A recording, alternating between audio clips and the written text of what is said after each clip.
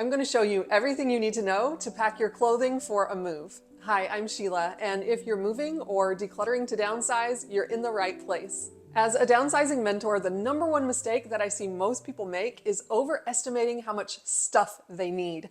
And this is stuff in general, but especially when it comes to clothing. People overestimate how much clothing they actually need, both on a day-to-day basis and in preparation for a move.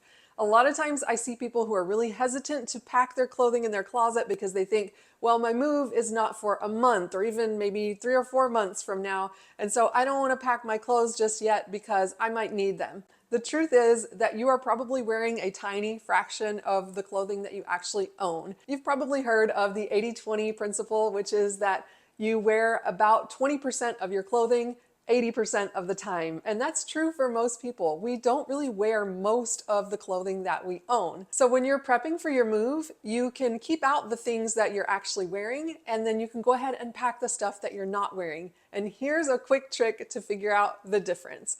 Simply look at your laundry hamper or your laundry pile.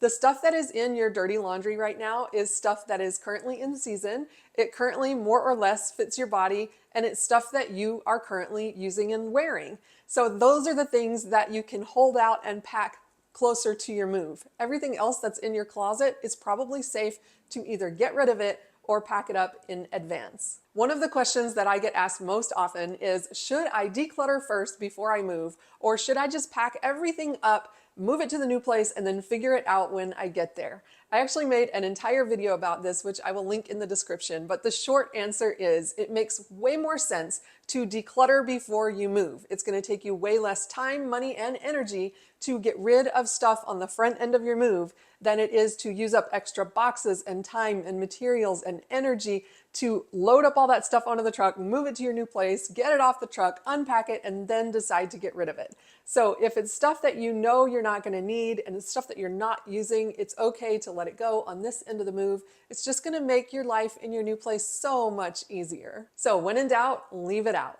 Now, when I say that you should declutter before you pack, a lot of times people freak out, and it's because we have a very misconstrued idea of what decluttering is. Decluttering is not cleaning, decluttering is not organizing, it's not alphabetizing, it's not color coding, it's not taking an entire weekend and going without sleep and gutting your whole house. That's not what I'm talking about here. Decluttering is simply the act of deciding, what am I keeping and what am I getting rid of? And so you don't have to necessarily make a pile of all your clothes and hold up each piece and decide whether it sparks joy. I love that method. I think that's great for some people. But if you are getting ready to move, chances are you're really overwhelmed in a lot of areas. So it's okay if you don't have the time or the bandwidth to go to that extreme. If you're decluttering your clothing to move, here's how I recommend doing it. I recommend making one quick pass through your clothing and getting rid of everything that has stains or holes or broken zippers, missing buttons, broken buckles, anything like that. So stuff that is just obviously no longer good, go ahead and pull that out of there and we can declutter that now. There's no sense in packing that up and taking it into your new place with you. Then after you've done that, you make a second pass through your clothing. And with this second pass, you get rid of things that are still in good condition, but you are not currently using them. Maybe it's an item that still has a tag and you just never wore it. You've had it forever, but you know you're not going to wear it. It's okay to let that go. Maybe it's something that you bought and you got it home and it's too late to return it, but you just really don't like the way it looks on you. You don't like the color or the fit, or maybe you've gone up a size or down a size or several sizes, whatever. It doesn't matter. That stuff that is no longer serving you, permission to just let that go. So make one pass through your closet getting rid of stuff that is damaged, another pass through your closet getting rid of stuff that you are not currently using and you probably aren't going to use. And then after that, we call it good on decluttering and we start packing. So please don't make the decluttering part any more overwhelming than it needs to be. It can just be a quick pass to get rid of a few items. So once you've done that and you've pulled the things out of your closet that you're going to declutter, now what's left is the stuff that we're going to pack. And as I mentioned before, most of what's in there can go ahead and be packed in advance because it's either out of season or you don't wear it that often, or for whatever reason, you're just not going to need it between now and the time of your move. So it's okay to go ahead and pack that stuff up right now. I recommend packing your out of season clothes first. So if you're moving in the middle of the summer, you can go ahead and pack up all of your winter coats and boots and hats and all of that stuff. Just get it out of of the way. When you're packing up the stuff that's in your closet, especially stuff that's out of season, it's important to pack it in boxes and not in suitcases. And the reason for that is that you want to keep your suitcases open and available for those last minute items. I actually made an entire video about what to load last and how to pack your last minute suitcase, and I will link that in the description below. But you don't want to fill your suitcase full of winter clothes in the middle of the summer and then you don't have a suitcase to get you through those first few days in the new place. So use a box, not a suitcase, when you're packing the stuff from your closet. A lot of times people ask, should I fold my clothes? Should I roll my clothes? Should I wrap them in plastic? Should I wrap them in tissue paper? Should I just throw them in the box? How do I pack my clothing? My honest answer is, it doesn't matter. It really depends on 3 factors. Number 1, how much time and energy do you have?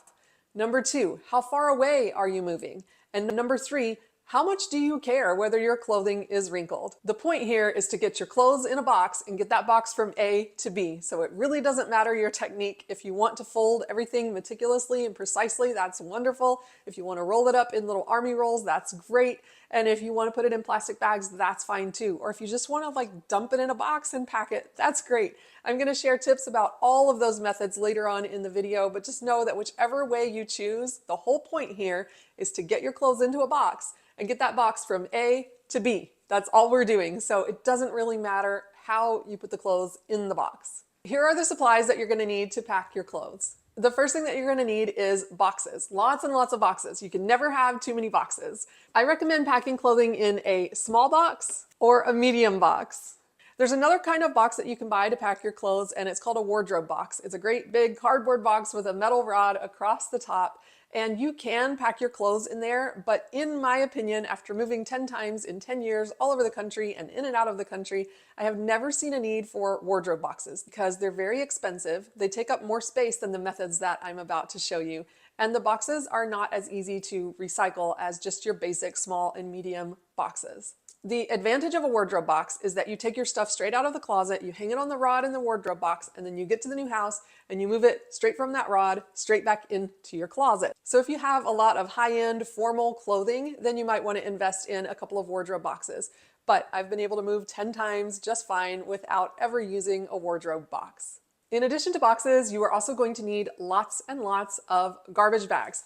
You need some clear or white garbage bags, and you need some black garbage bags.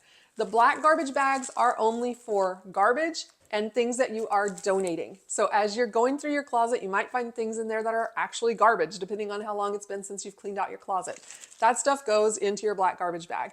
And if there are things that you're going to donate, you can put your donations in a black garbage bag. The white garbage bags are for actually packing your clothes, and we're going to get more into that in just a moment. The next thing on the list of supplies for packing clothing is rubber bands. I'm going to show you the rubber band trick in just a moment.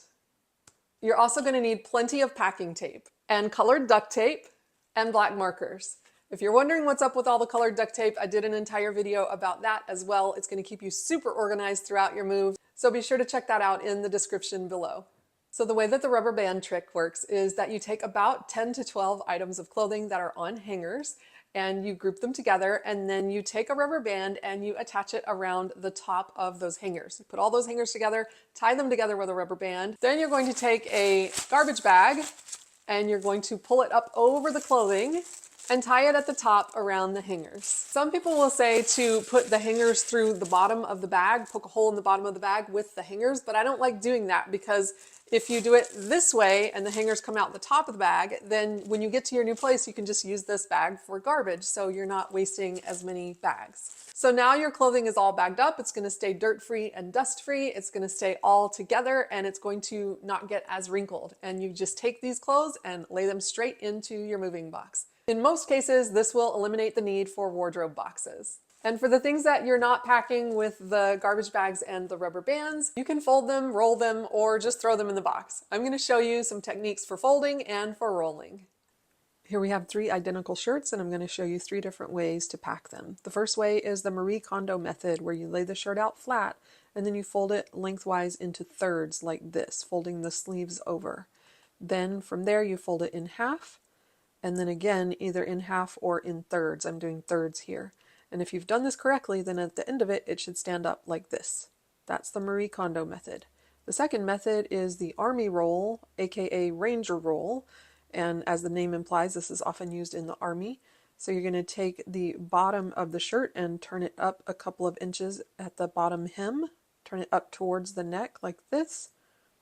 And then again, you're going to make sure it's nice and smooth, visually divide it into thirds, just like we did with the Kondo method. Fold 1/3 over and then fold the other third over. So this part is similar to the Kondo method, but the difference is that you are rolling instead of folding. The main difference is that hem at the bottom, and then also that you are rolling the shirt instead of folding it. So you're smoothing it out as you're rolling it, smoothing out any wrinkles, rolling it as tightly as possible. And when you roll your clothes like this, it allows for really efficient packing. It takes up so much less space, and it also minimizes wrinkles. When you get to the bottom where that hem is, you can tuck that around the roll that you have just made. It's almost like making a cute little burrito shape. You're wrapping that around the clothes.